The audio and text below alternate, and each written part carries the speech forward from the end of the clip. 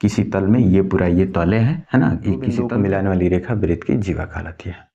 ये अच्छे से आपको रिकॉर्ड कर लेना है, ठीक है। जीवा में कोई कंसेप्ट नहीं। अच्छा, यहाँ पे जीवा में कुछ एक बात और होती है। अब ऑब्जेक्टिव में क्वेश्चन करेगा कि वृत्त की सबसे बड़ी जीवा होती है, तो वृत्त का व्यास होता है जो वृत्त के केंद्र से होकर। हेलो बच्चों, कैसे हैं? आपके लिए लेकर आए हैं क्लास 10th का एनसीईआरटी मैथमेटिक्स चैप्टर 10 वृत्त के बारे में। इस वीडियो के माध्यम से हम जो है वृत्त के पूरा बेसिक कंसेप्ट को सीखने वाले हैं। तो जितना भी बेसिक कंसेप्ट है जो वृत्त से जुड़ा हुआ है, अगर आपने वृत्त वाला चैप्टर पढ़ा है तो उसमें जो भी बेसिक कंसेप्ट होते हैं, जो क्वेश्चन बनाने में काफ़ी मस्ट इम्पोर्टेंट पार्ट होते हैं, तो इस वीडियो के माध्यम से हम जितने भी बेसिक पार्ट है उसको सॉल्व करने वाले हो। तो चलिए वीडियो स्टार्ट करते हैं। इस वीडियो को पूरा देखने के बाद आपको वृत्त से जुड़ा हुआ कोई भी कंसेप्ट दिक्कत नहीं होगा। हमने सारे पॉइंट को कवर किया है, सारे पॉइंट को लिया है। तो इस वीडियो को पूरा अंत तक जरूर देखें। यहाँ पे जितने भी कंसेप्ट है मैंने सारे कंसेप्ट को कवर कर लिया है, छोड़ा नहीं है। इस वीडियो को पूरा देखने के बाद आपको कोई दिक्कत नहीं हो सकता है। पहला है वृत्त। समस्या आता है बच्चों में, वृत्त क्या होता है? तो किसी तल में ये पूरा ये तले है ना, ये किसी तल में बिंदुओं के, है ना, ये देखिए मैं आपको पिक्चर बना के दिखा देता हूँ। ये आपका ये तल है ना। तो बिंदुओं के समुच्चय द्वारा, है ना, बिंदुओं के किसी तल में, है ना, ये तल है, ये बिंदुओं के समुच्चय द्वारा जो भी आकृति बनती है इसी को हम लोग वृत्त बोलते हैं। तो पहला कंसेप्ट था वृत्त। तो वृत्त का छोटा सा डिफिनीशन है, किसी तल में बिंदुओं के समुच्चय द्वारा बनी आकृति को वृत्त कहते हैं। बिल्कुल बेसिक कंसेप्ट है, आपको अच्छे से समझ लीजिए। बात करते हैं इसका वृत्त की त्रिज्या। तो ये केंद्र है और ये आपका, इसको बोलते हैं परिधि। क्या बोलते हैं? परिधि, ठीक है। तो केंद्र और परिधि को मिलाने वाली रेखा वृत्त की त्रिज्या कहलाती है। तो ये भी कंसेप्ट क्लियर हो गया। एकदम छोटा छोटा सा डिफिनीशन है, आप इस वीडियो को पूरा देखेंगे कोई भी दिक्कत नहीं होगा। जितने भी परिभाषाएं हैं, जितने भी कंसेप्ट हो, मैं सब चीज कवर किया हूँ। बात करते हैं वृत्त का केंद्र। तो वृत्त का केंद्र, वृत्त के अंदर वह स्थित बिंदु, वृत्त के अंदर स्थित वह बिंदु जिससे वृत्त की परिधि की सभी दूरियां समान हो। ये वृत्त की सभी परिधि है, ये इस बिंदु से सभी दूरियां समान हो, तो इसी बिंदु को हम लोग वृत्त का केंद्र कहेंगे। वृत्त का केंद्र, समझ आ गया? तो वृत्त का केंद्र भी कवर हो गया। बात करते हैं वृत्त की जीवा। तो वृत्त की जीवा का मतलब होता है कि वृत्त पर दो बिंदुओं को मिलाने वाली रेखा, वृत्त पर दो बिंदु, जैसे मान लीजिए यहाँ पे ए है, ये बी है, तो वृत्त पर दो बिंदुओं को मिलाने वाली रेखा वृत्त की जीवा कहलाती है। एकदम बिल्कुल आसानी से समझ लेना है, वृत्त पर दो बिंदुओं को मिलाने वाली रेखा वृत्त की जीवा कहलाती है। ये अच्छे से आपको रिकॉर्ड कर लेना है, ठीक है।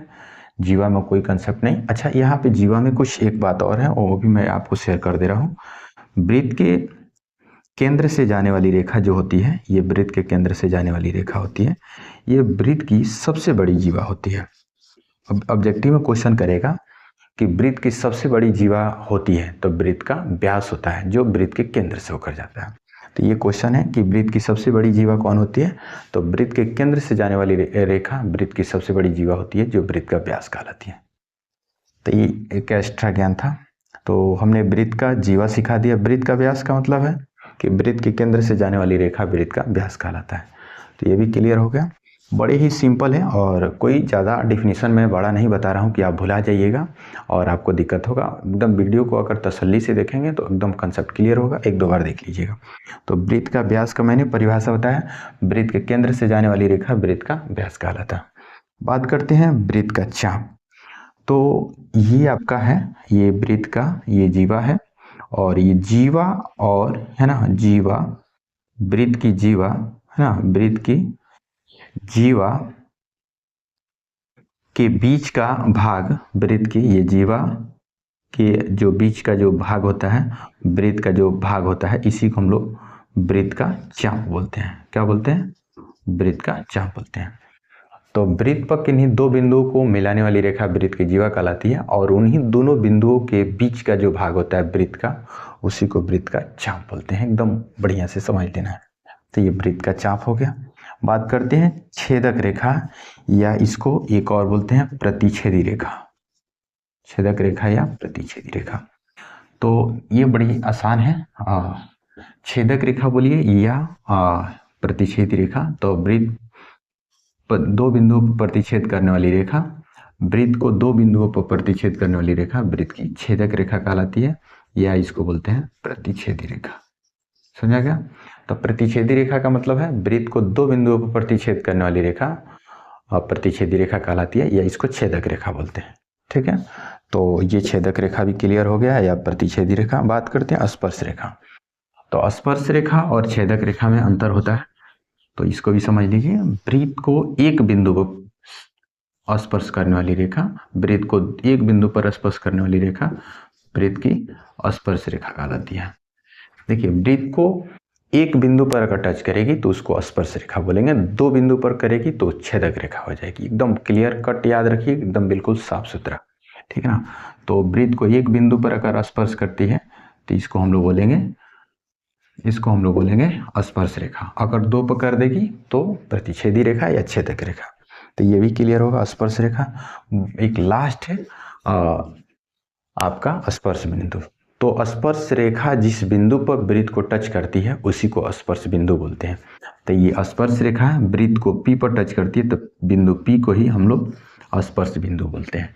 तो ये कुल मिलाकर के 9 टॉपिक था। आशा करते हैं कि आपको समझ में आ गया होगा। किसी तरह का डाउट परेशानी हो तो आप कमेंट करके पूछ सकते हैं। ऐसे वीडियो हम क्लास 10th के मैथमेटिक्स का वीडियो लेकर आते रहते हैं, तो आप प्लीज़ चैनल पर पहली बार है तो सब्सक्राइब जरूर कर लीजिएगा। मैं हर चैप्टर का, ऐसे आपके बुक में क्लास 10th के मैथमेटिक्स में 15 चैप्टर दे रखा है, तो मैंने सारे चैप्टर का वीडियो जो है अपलोड किया है, और सारे चैप्टर का बेसिक कंसेप्ट, उसका बेसिक डिफिनीशन, बेसिक जानकारी आपके लिए दिया है, ताकि आप उस चैप्टर को पढ़ें तो उस वीडियो को ज़रूर एक बार देखें, जिससे कि वो चैप्टर आपके लिए बूस्ट हो जाए, अच्छा से आपको समझ में आए।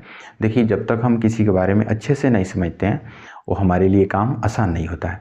तो मैंने बड़े प्रयास किया है ताकि आपके लिए वो अच्छा से समझ में आए। तो प्लीज़ वीडियो को पूरा देख लीजिए, हर चैप्टर का वीडियो देख लीजिएगा। प्ले लिस्ट बना करके मैंने अपलोड किया है। बाकी आपकी क्या राय है कमेंट करके बताइएगा। इसके PDF जो है क्लास 10th के मैथमेटिक्स का PDF मैंने अपने टेलीग्राम चैनल पर अपलोड किया है, जिसका नाम है दिशा एकेडमी वाला। तो उस पर आकर आपने PDF का लाभ नहीं लिया तो फ्री ऑफ कॉस्ट है, जाइए दिशा एकेडमी वाला टेलीग्राम से जुड़िए और उसका पूरा फ़ायदा लीजिए। मिलते हैं कोई नए वीडियो में, तब तक के लिए